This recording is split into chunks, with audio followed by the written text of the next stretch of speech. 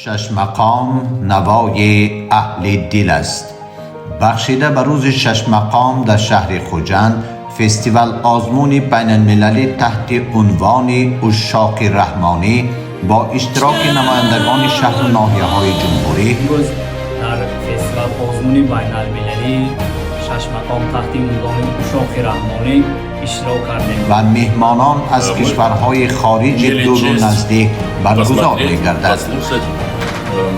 Прикоснуться к истории, прикоснуться к материалам, которые действительно являются достоянием не только Республики Казахстан, но и достоянием мировым, достоянием ЮНЕСКО.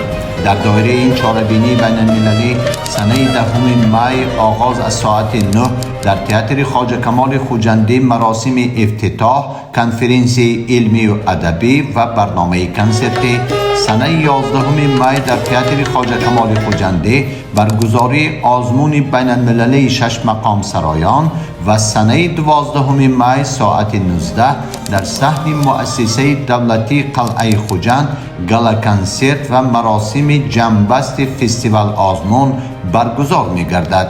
مرحبا به عید شش مقام، گنجینه بی‌بهای تمدن بشری.